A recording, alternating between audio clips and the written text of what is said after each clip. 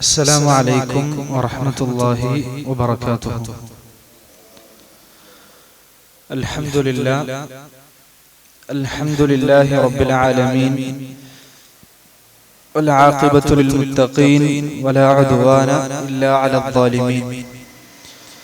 وأصلي وأسلم على خاتم الأنبياء والمرسلين محمد وعلى آله وأصحابه الفائزين أجمعين. اللهم علمنا ما ينفعنا وانفعنا بما علمتنا وزدنا علما يا كريم. اللهم إنا نسألك علما نافعا ورزقا طيبا وعملا متقبلا. اللهم إنا نعوذ بك من علم لا ينفع ومن قلب لا يخشع ومن نفس لا تشبع ومن دعوة لا يستجاب لها. ബഹുമാനമുള്ള വിശ്വാസികളെ, സഹോദരങ്ങളെ, സഹോദരിമാരെ, അള്ളാഹുവിൻ്റെ ദീന് പഠിക്കാൻ വേണ്ടി മാത്രമാണ് നമ്മൾ ഇവിടെ ഒരുമിച്ച് കൂടിയിട്ടുള്ളത്. അള്ളാഹു നമ്മളുടെ ഈ ഒരു പ്രവർത്തനം നമ്മളിൽ നിന്ന് സ്വീകരിക്കുമാറാകട്ടെ. അറിവ് അന്വേഷിക്കുന്നവരെ അള്ളാഹുവിന് ഇഷ്ടമാണ് എന്നറിയിക്കുന്ന ഒരുപാട് പ്രമാണങ്ങൾ നമ്മൾക്ക് ഖുർആനിലും ഹദീസിലും കാണാൻ കഴിയും. അറിവുള്ളവരെ അള്ളാഹു ഉയർത്തിയിട്ടുണ്ട്, അല്ലെങ്കിൽ ഉയർത്തും. യർഫഇല്ലാഹു അല്ലദീന ആമനൂ മിൻകും വല്ലദീന ഊതുൽ ഇൽമ ദറജാത്തിൻ. അത് ദുനിയാവിലും ആഖിറത്തിലും അള്ളാഹു അവർക്ക് ദറജകൾ ഉയർത്തുമെന്ന് ഖുർആൻ വളരെ വ്യക്തമായി പറയുന്നുണ്ട്. ഇന്നത്തെ നമ്മുടെ ഖാഇദ, നമ്മുടെ പൊതുനിയമം എന്ന് പറയുന്നത് 29ാമത്തെ ബൈത്തുമായി ബന്ധപ്പെട്ടുള്ളതാണ്. മുആജിലുൽ മഹ്ദൂരി ഖബ്ല ആനിഹി ഖദ് ബാഅ ബിൽ ഖുസ്റാനി മഅ ഹിർമാനിഹി. ഈ ഖാഇദയുടെ അർത്ഥം നമ്മൾ കുറച്ച് സൂചിപ്പിച്ചു പോയിരുന്നു മുമ്പ് കഴിഞ്ഞ ക്ലാസ്സിൽ. ആരെങ്കിലും അവന് ഹറാമായ ഒരു കാര്യം അതിന് സമയം എത്തുന്നതിന് മുമ്പ് അതിനെ തേടിയാൽ, ധൃതി കാണിച്ചാൽ, അത് ലഭിക്കാതെ നഷ്ടപ്പെട്ടു പോവുക എന്നുള്ളതാണ് അവന് കൊടുക്കുന്ന ശിക്ഷ. അവനിൽ നിന്ന് തടയണം എന്നുള്ളതാണ് അവന്റെ ശിക്ഷ. ഈ സമയത്ത് അവന് മംനൂ ആണ്, കുറച്ചു കഴിഞ്ഞാൽ അവന് അനുവദിക്കപ്പെടും. അങ്ങനെയുള്ള ചില സാധനങ്ങൾ, ചില കാര്യങ്ങൾ അത് പെട്ടെന്ന് കിട്ടാൻ വേണ്ടി എന്തെങ്കിലും ചെയ്താൽ കൊടുക്കരുത് എന്നാണ് ശറഈന്റെ കൽപ്പന. ഉമർ റളിയല്ലാഹു അൻഹുവിന്റെ കാലത്ത് ഇങ്ങനെ ഒരു വിധി ഉമർ റളിയല്ലാഹു നടപ്പാക്കിയിട്ടുണ്ട്. നമ്മൾ പറഞ്ഞിരുന്നു, എനിക്ക് എന്റെ ഉപ്പയിൽ നിന്ന് അനന്തര സ്വത്ത് ലഭിക്കാനുണ്ട്. ഒരു കുറച്ച് പൈസ അധികം കിട്ടാറുണ്ട്. കുറെ അനന്തര സ്വത്ത് വീതം വെക്കുകയാണെങ്കിൽ ഒരു 10-20 ലക്ഷം അല്ലെങ്കിൽ 1 കോടി രൂപ എനിക്ക് കിട്ടുമെന്ന് വിചാരിച്ചാൽ, അപ്പൊ അത് പെട്ടെന്ന് കിട്ടാൻ വേണ്ടി എന്റെ ഉപ്പയെ ഞാൻ വധിച്ചാൽ, എന്റെ ഉപ്പയെ ഞാൻ കൊന്നു, അതാവുമ്പോ പെട്ടെന്ന് അനന്തര സ്വത്ത് വീതം വെക്കാലോ എന്ന് വിചാരിച്ചിട്ട് കൊന്നാൽ, ഈ കൊന്ന വ്യക്തിക്ക് അനന്തര സ്വത്തിൽ നിന്ന് ഒന്നും കൊടുക്കാൻ പാടില്ല എന്നാണ് ഈ ഖാഇദ വെച്ച് വരിക. അങ്ങനെ തന്നെയാണ് ദീന് നമ്മളെ പഠിപ്പിച്ചിട്ടുള്ളതും. പൊതുവെ എല്ലാ മസ്ഹബിലും ഈ ഒരു ഖാഇദ അംഗീകരിക്കപ്പെട്ടതാണ്. പിന്നെ ഇതുമായി ബന്ധപ്പെട്ട മസലകളും അവര് ചെയ്യാറുണ്ട്. ഇപ്പൊ ഒരു അടിമ സമ്പ്രദായം നിലവിലുള്ള കാലാണെങ്കിൽ അടിമയെ തദ്ബീർ ചെയ്യുക എന്നൊരു മസലയുണ്ട്. എന്ന് പറഞ്ഞാൽ, ഞാൻ മരിച്ചാൽ നീ മോചിതനാകും എന്ന് യജമാനൻ പറയാം. ഒരു യജമാന്റെ അടിമനോട് പറയാണ്, ഞാൻ മരിച്ചാൽ നീ മോചിതനാണ്, അതുവരെ നിന്റെ അടിമത്തം ഉണ്ടാവുള്ളൂ, ഞാൻ മരണപ്പെട്ട് കഴിഞ്ഞാൽ നിനക്ക് സ്വതന്ത്രനാവും. അപ്പൊ ഈ അടിമ പോയിട്ട് യജമാനെ കൊന്നു, മരിച്ചാൽ മോചിതനാവല്ലോ വെച്ചിട്ട്. അപ്പൊ ഇയാള് വീണ്ടും അടിമയായി തന്നെ തുടരേണ്ടി വരും എന്നും ഈ ഖാഇദ വെച്ച് വരും. ഇനി ഇവിടെ എങ്ങനെയാണ് കൊല്ലുക, കൊല്ലുന്നതുമായി ബന്ധപ്പെട്ട ഉദ്ദേശം എന്താണ് കൊല്ലുക, എങ്ങനെ കൊല്ലണം? അത് മനഃപൂർവ്വം നമ്മൾ ഖത്ലുൽ അംദ് എന്ന് പറയുന്ന കൊലപാതകമുണ്ട്, അതേപോലെ അബദ്ധത്തിൽ കൊല്ലുന്ന കൊലപാതകമുണ്ട്. ശരിയായ അഭിപ്രായ പ്രകാരം മനഃപൂർവ്വം കൊന്നാലാണ് ഈ ശിക്ഷ കിട്ടുക എന്നും പണ്ഡിതന്മാര് പഠിപ്പിക്കുന്നു. അതായത് ഒന്നുമില്ല, ഇപ്പൊ ഞാൻ അബദ്ധത്തിൽ, ഞാൻ എന്റെ വെച്ചിട്ട് ഉദാഹരണം പറഞ്ഞു കേട്ടോ, അത് ബാക്കിയുള്ള ആരിലേക്കും പോകാതിരിക്കാൻ വേണ്ടിയിട്ടാണ്. ഒരു വ്യക്തിയെ സങ്കല്പിക്കുക, ആ വ്യക്തിക്ക് ഉപ്പയിൽ നിന്ന് അനന്തരസ്വത്ത് കിട്ടാനുണ്ട്, കുറെ കിട്ടാനുണ്ട്. ഉപ്പ മരിച്ചാൽ പിന്നെ അനന്തരസ്വത്ത് വീതം വെക്കും. അപ്പൊ പെട്ടെന്ന് കിട്ടാൻ വേണ്ടി ഉപ്പനെ കൊന്നു.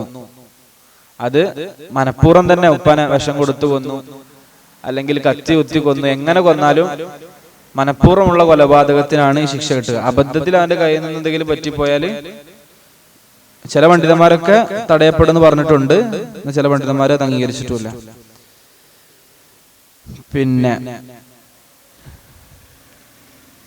ഒരു വ്യക്തി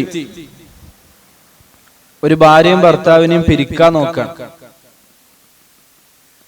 എന്തിനു വേണ്ടി? ഈ ഭർത്താവിനെ കൊന്നാൽ എനിക്ക് ഇവളെ കല്യാണം കഴിക്കാം. വേറൊരു ഉദാഹരണമാണ്, ഒരു വ്യക്തി ഒരു ഭാര്യയും ഭർത്താവും ഉണ്ട്. അപ്പൊ ഭർത്താവിനെ പോയി കൊന്നാൽ ഇനി ഭർത്താവ് മരണപ്പെട്ടാൽ ഇവളെന്തായാലും കല്യാണം ആയിരിക്കുമല്ലോ വേറെ. അപ്പൊ ഇവളെ എനിക്ക് കല്യാണം കഴിക്കാൻ വേണ്ടി, നമ്മുടെ നാട്ടിൽ ചിലപ്പോ വേറൊരു ഭാഷയിലാണ്, കാമുകനും ഭാര്യയും കൂടി മക്കളെ വെട്ടിക്കൊന്നു നിങ്ങൾ കേട്ടിട്ടില്ലേ? അതേപോലെ ഭർത്താവിനെ വെട്ടിക്കൊന്നു. വേറെ ഉദാഹരണം, അങ്ങനെ ഒരാൾ അതിനു വേണ്ടി ചെയ്താൽ ഒരിക്കലും ഇയാൾക്ക് ഈ പെണ്ണിനെ കല്യാണം കഴിക്കാൻ പാടില്ല. ഈ കാര്യം വെച്ചിട്ട്, ഈ നിയമം വെച്ചിട്ട് ശരീഅത്ത് അംഗീകരിച്ച നിയമമാണ്. ഇനി ഒരാള് മരിക്കാൻ കിടക്കുന്ന സമയത്ത് മരണശയ്യയിലായിരിക്കെ ഭാര്യയെ തൊലാഖല്ലേ, എന്താണ് ലക്ഷ്യം? ഭാര്യക്ക് അനന്തര സ്വത്തിന് ഒന്നും കൊടുക്കാൻ പാടില്ല. ഞാൻ മരിച്ചാൽ എന്റെ സ്വത്തിന് ഒന്നും എന്റെ ഭാര്യക്ക് കിട്ടരുത്, അതുകൊണ്ട് മരിക്കാൻ കിടക്കണം എന്ത് ചെയ്തു? തൊലാഖല്ലേ ഒഴിവാക്കിയ ഭാര്യയല്ലല്ലോ. അപ്പൊ അത് അനന്തര സ്വത്ത് അവൾക്ക് കൊടുക്കണം എന്നാണ് ശരീഅത്തിന്റെ കൽപ്പന. ഇതിന് തൊലാഖുൽ ഫാർ എന്നും അല്ലെങ്കിൽ തൊലാഖുൽ ദിറാർ എന്നൊക്കെയാണ് പണ്ഡിതന്മാർ പറയുക, ഇങ്ങനെയുള്ള പെട്ടെന്നുള്ള തൊലാഖിന്.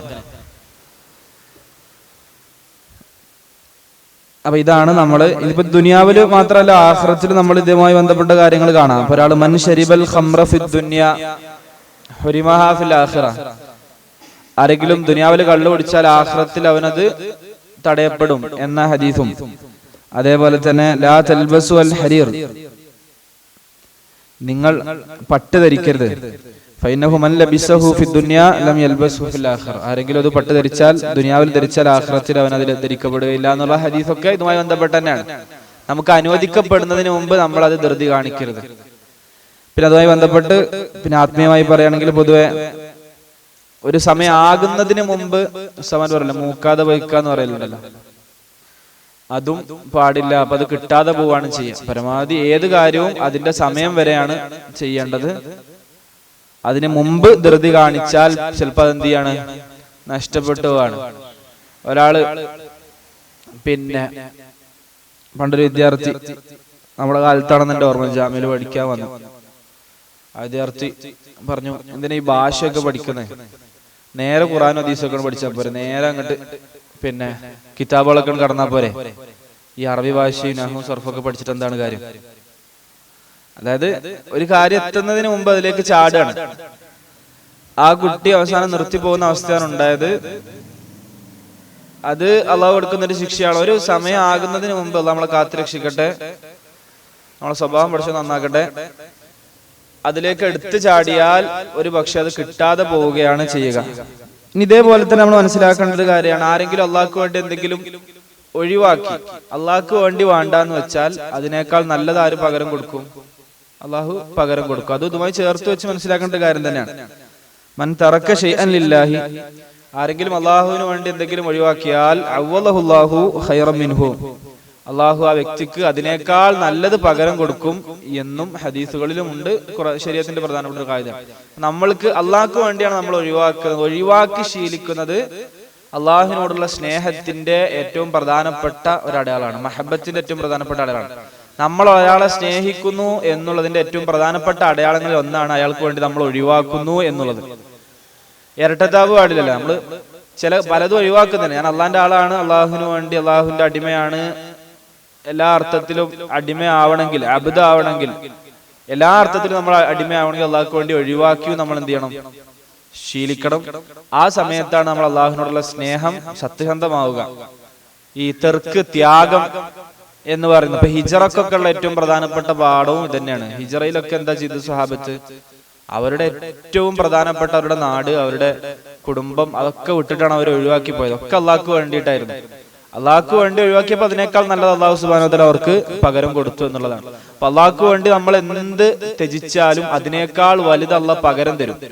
നമ്മൾ ഹറാമ് കാണുന്നില്ല, നമുക്ക് ശരീരത്തിന് നല്ല താല്പര്യമുണ്ട്, മ്ലേച്ഛതകൾ, തോന്നിയാസം, അശ്ലീല ചിത്രങ്ങൾ കാണാൻ കണ്ണിങ്ങനെ പറയുന്നുണ്ട്. അള്ളാഹ്ക്ക് വേണ്ടി നമ്മൾ ഒഴിവാക്കിയാൽ അതിനേക്കാൾ നല്ല കാഴ്ച ആര് പകരം തരും? അള്ളാഹു സുബ്ഹാനഹു വ തആല പകരം തരും. നമ്മൾ അള്ളാഹ്ക്ക് വേണ്ടി മോശപ്പെട്ട ഒരു കച്ചവടത്തിൽ നിന്ന് മാറി നിന്നു, അതായത് അള്ളാഹ് ഹറാമാക്കിയ ഒരു കച്ചവടത്തിൽ നിന്ന് നമുക്ക് ഭയങ്കര ലാഭമുണ്ട്, കോടിക്കണക്കിന് രൂപ ലാഭമുണ്ട്, ലക്ഷക്കണക്കിന് രൂപ ലാഭമുണ്ട്. അത് പിന്നെ ചില ആളുകളൊക്കെ അതിങ്ങനെ അങ്ങോട്ടും ഇങ്ങോട്ടും മസാല ഇതൊക്കെ പറഞ്ഞ് അംഗീകരിച്ചിട്ടുണ്ട്. എന്നാലും നമ്മൾ അള്ളാഹിനെ പേടിച്ച് അതിന് ഹറാമ് നമ്മുടെ ഭക്ഷണത്തിലേക്ക് കലരുമോ എന്ന് പേടിച്ച് നമ്മൾ എന്ത് ചെയ്തു? അതിൽ നിന്ന് വിട്ടു നിന്നാൽ അതിനേക്കാൾ വലിയ കച്ചവടം അള്ളാഹു സുബ്ഹാനഹു വ തആല നമുക്ക് തരും, ദുനിയാവിലും ആഖിറത്തിലൊക്കെ തരും. അതുകൊണ്ട് തന്നെ അതിനേക്കാൾ വലിയ ലാഭം നമുക്ക് കൊയ്യാൻ പറ്റും. ഏത് വിഷയം അങ്ങനെയാണ്, അള്ളാഹ്ക്ക് വേണ്ടി ആത്മാർത്ഥമായി നമ്മൾ ഒഴിവാക്കിയാൽ അത് അള്ളാഹു അതിനേക്കാൾ വലുത് തന്നെ നമുക്ക് പകരം തരും. ഇതും ഈ ഖായിദയുമായി ബന്ധപ്പെട്ട് നമ്മൾ മനസ്സിലാക്കിയിരിക്കേണ്ടതാണ് എന്നാണ് സൂചിപ്പിക്കാനുള്ളത്. അപ്പം ഈ ഖായിദയിൽ പറഞ്ഞ എന്താണെന്ന് വെച്ചാൽ, ഒരു സമയം എത്തുന്നതിന് മുമ്പ്, നമുക്ക് ഇപ്പോൾ മംനൂആയ ഒരു കാര്യം സമയം എത്തുന്നതിന് മുമ്പ് തേടിയാൽ അത് ലഭിക്കാതെ പോവുക എന്നുള്ളതാണ് ദീന് കൊടുക്കുന്ന ശിക്ഷ. അത് നമുക്ക് നൽകരുത് എന്നുള്ളതാണ് ദീനിന്റെ ശിക്ഷ എന്ന് നമ്മൾ പറഞ്ഞിരുന്നു. അതിന് ഉദാഹരണങ്ങളും പറഞ്ഞു. ഇനി അടുത്തത് മറ്റൊരു ഖായിദയാണ്. അപ്പൊ അതുകൊണ്ട് നമ്മൾ ഇൻഷാ അല്ലാഹ് അടുത്ത ക്ലാസ്സിൽ എടുക്കും. മദ്രസ ഒക്കെ തുടങ്ങാനായാലും ഇൻഷാ അല്ലാഹ് അടുത്ത ക്ലാസ്സിൽ എടുക്കാം. പിന്നെ കുറച്ച് പഠിക്കുകയാണെങ്കിൽ അത് ആത്മാർത്ഥമായിട്ട് നമ്മൾ മനസ്സിരുത്തി പഠിച്ചാൽ ഇതൊക്കെ നമ്മുടെ ജീവിതത്തിൽ ഇപ്പൊ നമ്മൾ എവിടുന്ന തുടങ്ങിയ നമ്മൾ ആദ്യം നമ്മൾ ആ മസ്ലഹത്തും മഫ്സദത്തും അതേപോലെ തന്നെ നമ്മുടെ ദീന്റെ ഏറ്റവും പ്രധാനപ്പെട്ട കുറെ കാര്യങ്ങളൊക്കെ പറഞ്ഞിട്ടാണ് തുടങ്ങിയത്. നീയത്ത് അല്ലെ, നീയത്തിലാണ് ആരംഭിച്ചത് നമ്മുടെ ക്ലാസ്. അപ്പൊ ഇതൊക്കെ നമ്മൾ ഓർത്തെടുക്കുക എന്നുള്ളതും ഇപ്പൊ പ്രത്യേകിച്ച് ദർസ് വിദ്യാർത്ഥികളോട് പറയണത്, നമ്മളിപ്പോ കുറെ ആയി, 4 മാസത്തിലധികമായി. അപ്പൊ ഇതുവരെ എടുത്ത ക്ലാസ്സുകൾ എന്ത് ചെയ്യാ, നമ്മളത് റിപ്പീറ്റ് ചെയ്യുക, പഠിക്കുക. ഇൽമ് വീണ്ടും വീണ്ടും പഠിക്കാത്തിടത്തോളം കാലം മനസ്സിൽ നിൽക്കൂല. ഇമാം ബുഖാരി റഹ്മത്തുള്ളാഹി അലൈഹിയോട് ഒരാൾ ചോദിക്കുന്നുണ്ട്, നിങ്ങൾക്ക് എവിടുന്നാണ് ഇത്ര ഹിഫ്ള്, ഇവിടെ എത്ര ഈ മനപ്പാട ശക്തി, ഖുവത്തു ദാക്കിറ, പെട്ടെന്നെല്ലാം ഹിഫ്ളാവുന്നത്? കസറത്തുൻ നദർ ഫിൽ കിതാബാണ്, അതായത് ഒരുപാട് പിന്നെ കിതാബിലേക്ക് പിന്നെയും നോക്കിക്കൊണ്ടേയിരിക്കുന്നുള്ളതാണ്.